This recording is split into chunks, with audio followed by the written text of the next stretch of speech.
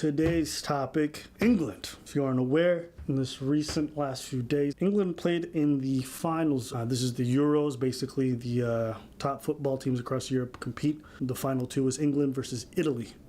And it's a big deal. All the English people thought the trophy was coming home. The Italians had something else to say. And in a very close game, the Italians won on penalties. And it was heartbreaking for a lot of English people. For the rest of the world, there was a joyous moment. We all celebrated. It's hard to know where to start with this story. There's a lot of moving parts. For me personally, watching it, I'm a huge football fan. I've been watching most of my life. I know for all the Americans, like, oh, wrong name. Yeah, whatever. Okay, cool story.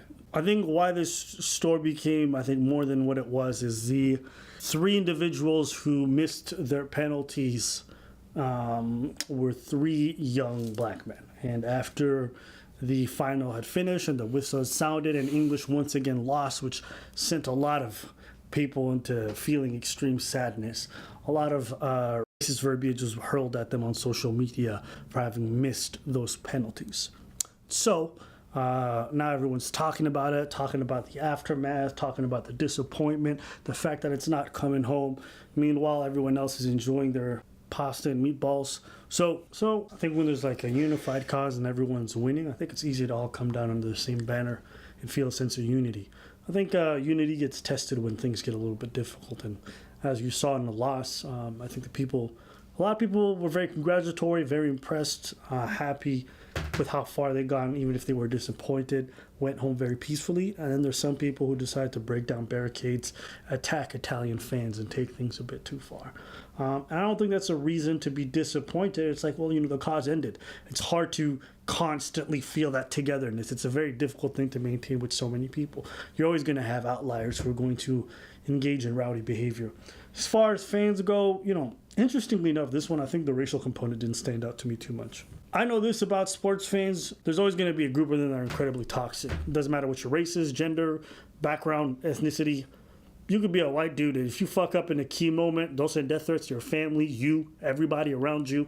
I know in other countries, they've killed refs for calls they didn't like. They've done...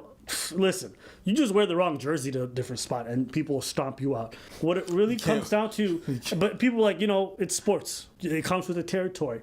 And I think that's where I draw the line, where it gets things. There are individuals who are such babies, who are so immature, who can't handle not getting their way, that in the wake of that decide to cause destruction just to give other people that sense of helplessness or to rid themselves of that feeling of helplessness. You didn't get your way. Guess what?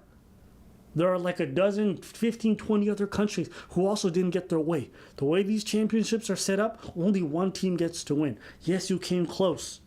But part of being a grown-ass person, being a mature adult, is accepting when things don't go your way. And the truth is, there's a lot of grown-ass men who act like babies when they don't get their way. They get violent, they get rowdy, they got liquor in them, they're disappointed, they're angry, they're around other guys who are disappointed, angry, and they act like idiots. They act like dangerous idiots. And it's unfortunate for the young players who, bar those mistakes at the end. And honestly, you could really say this is a problem for a manager if you want to get into like the technical aspect of football.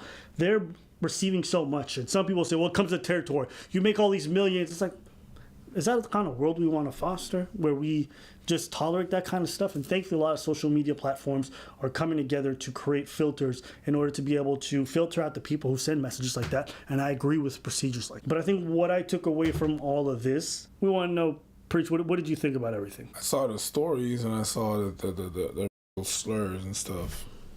And I was like, football. We've been talking about that for ages. Monkey chants, football players having bananas thrown at them while they were playing. More monkey noises and stuff like that. It's been happening. They have a group that are rowdy. Like, there's fans, and then there's hooligans. They gave you a name.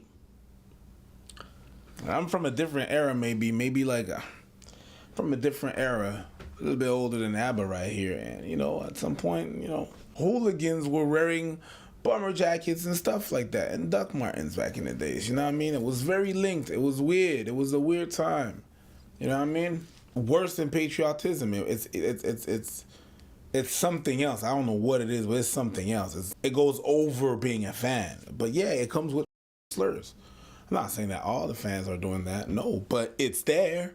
We can't deny that it's there. It's not there. We can't say that it's not there. It's there. It's obviously there. I've seen it and you've seen it. And it's not even England. I'm saying, yeah, England. It's not even England. I've seen those racial slurs everywhere. I think that even if it was 3 black people from Italy that would have missed the penalty shots, I think the same thing would have happened. Balotelli was talking about having his experience with that. It's not just an English thing. I'm not even thinking it's a soccer thing. Maybe it's a European thing. I don't know. But it's there. It's been there. No matter the country. You know, I'm going to say it like that. Every Europe country has they niggas. Either they niggas, either they black, or they're from Arab descent, or they are Romani. Everybody has someone that they treat like dirt, and to them is dirt to them and whatever, whatnot. That's above football and soccer, whatever you call it, kickball, whatever. It's a problem. It's been there. I don't know if it's an England thing. I don't know if it's a soccer thing. I don't know if it's a European thing, but it's there definitely. So we'd like to be like, yeah, English people, yeah, it's because it happened to you, but it happens everywhere. It's crazy that they just got all the hate they got for playing. Because sometimes when you're gonna play, you're gonna win, and sometimes you're gonna lose. You're gonna miss shots. Yeah. It's up if you think about it, if you take it out of its context, like, yo, you're getting all this hate, all these racial hate, just because you were playing a game. And playing the game, losing is part of playing that game.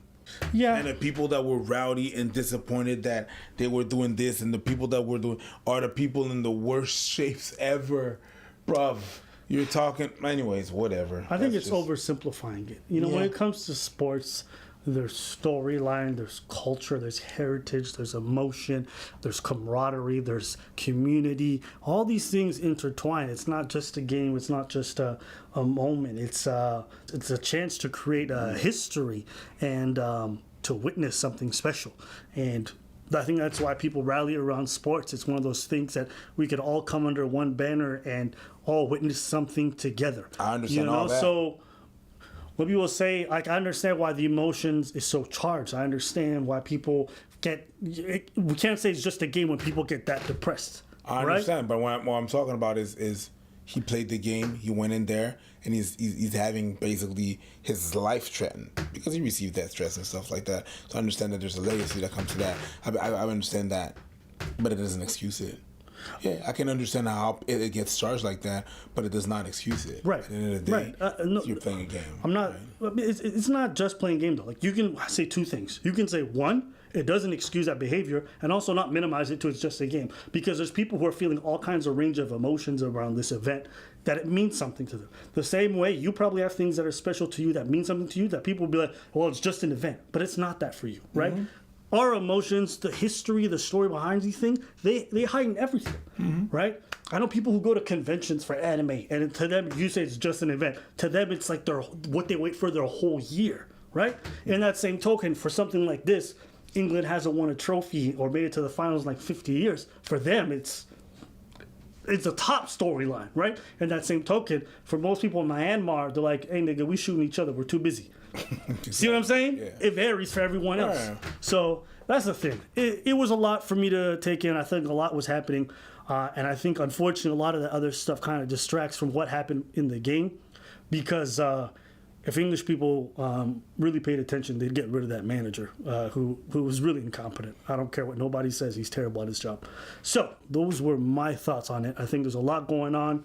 Yeah, attacking people, beating them up. You know, I had a friend of mine, she got beat up in Denmark when England won. She was wearing an English jersey, and the Danes beat her up.